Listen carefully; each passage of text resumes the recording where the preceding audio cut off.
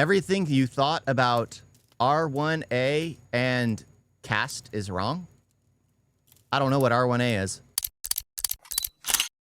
We often hear people say that Brahmins and other upper caste groups in India carry the haplogroup R1a more often. R1a is believed to be a marker of Indo-European ancestry in South Asia. But is this really true? What does genetics really tell us about the link between R1a and the caste system? This is exactly what we'll be discussing in this video, so watch till the end. According to the mainstream STEP hypothesis, the early Aryans brought the R1a haplogroup with them, and they established themselves as the ruling elite, which later formed the upper caste. But this isn't really true. There are many lower caste groups who have higher frequencies of R1a compared to many upper caste groups. If R1a really marked upper caste Indo-European ancestry, then you'd expect Brahmins and other so-called upper castes to consistently have high frequencies of it. You usually see data of upper caste groups like the Punjabi Khatris, 67% R1a, and certain Andhra Brahmins go up to 55% R1a.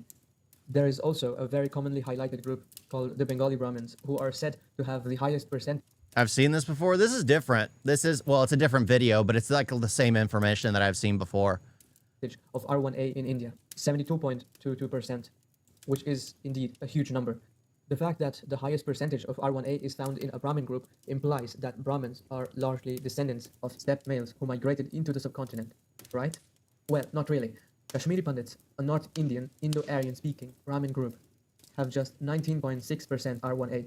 Dravida Brahmins of Andhra Pradesh have only 13.5%, and they are Brahmins, the upper caste. 13.5% is actually lower than some tribal groups or Dalits. Other Brahmins from the same state of Andhra Pradesh show wildly different results, one of them having 26% and the other has frequencies above 50%. Now we look at groups that are not usually considered upper caste. The Ahirs in Punjab Haryana region score 63% R1a.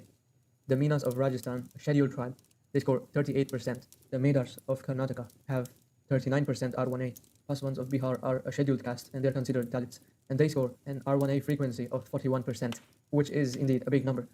From this data, we observe that the tribals and Dalit communities discussed here score higher percentages of R1a compared to many Brahmin groups.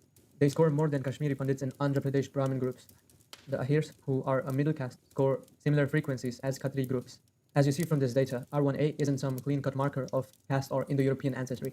It is scattered across caste, regions, and social groups, showing that the population history of India is far more complex, and therefore saying the Aryans came and became Brahmins is a dumb statement based on ignorance. Now let us talk about the group. But what is R1a? I mean, that's the thing. What the heck is R1a? It's not exactly. That's not Aryans or steppes. It's just step DNA. Oh, so I'm so confused. Again, I'm just gonna say it. The conspiracy theory. I'm gonna start it, which probably I'm sure people have already said it. Aryans, steppes were just beamed down from a space station. Earth is a prison planet for aliens. They were the first aliens, and it was done as a test. Yeah, that's just how I'm gonna say it. That's just how I'm gonna say it. In a few 100,000 years, I'm gonna be proven to be right because the aliens are gonna come and drop another batch of prisoners on our planet. That is often cited as having the highest R1a frequency in India, the Bengali Brahmins. One study reports a massive 72.22% R1a among them, truly the highest percentage of R1a, right? Well, this number is based on sampling of just 30 individuals. For a population of around 224,000, that's incredibly small. Can 30 people really represent 200,000 people? I don't think so. Now I have another interesting thing to share. In the same year, another study studied the same group, Bengali Brahmins, but with a larger sample size of 49. So they sampled 49 people. In the previous study, they sampled 30 individuals, so 30 people. And in this study, the one that I am talking about right now has about 49% R1a. Yes, 49 people were tested, and the frequency of R1a was 49%. So which is it for Bengali Brahmins? Is it 72% or 49%? Now let us combine the R1a, RM420 is a significant Y chromosome DNA haplogroup common across Eurasia. I'll take your word for it. I'll take your word for it. When it comes to that, honestly, in the end, I believe mankind is meant to mix. That's just my personal belief. We're not supposed to have all these weird knit groups and weird feelings towards being white or whatever community. Our job in life is to mix. That's just it. It's just to mix.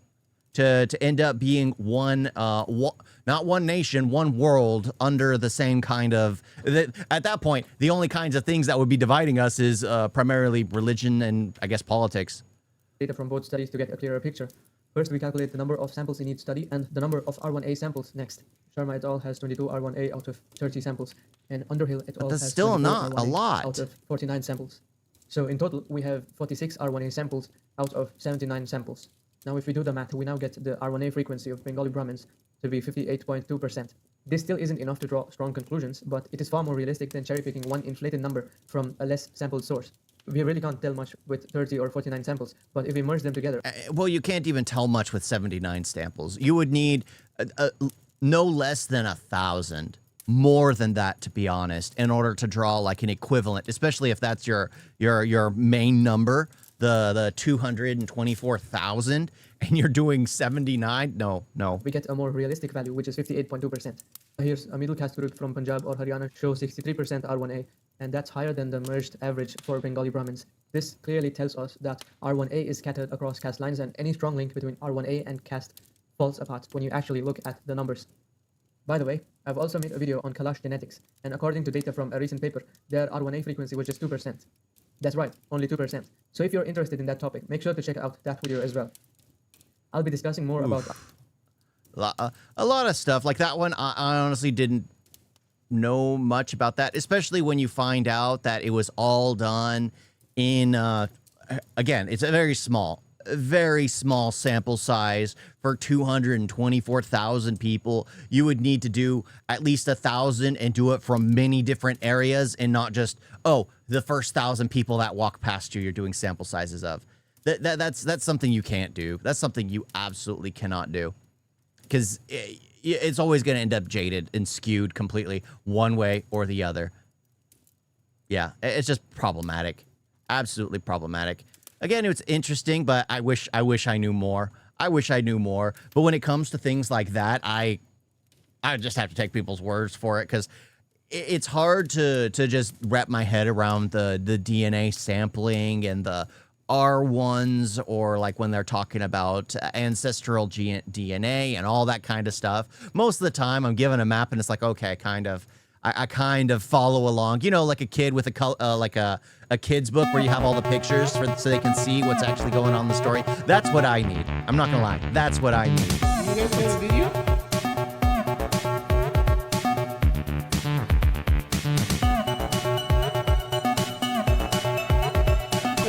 So bad. And don't forget to like and subscribe. Wait on that.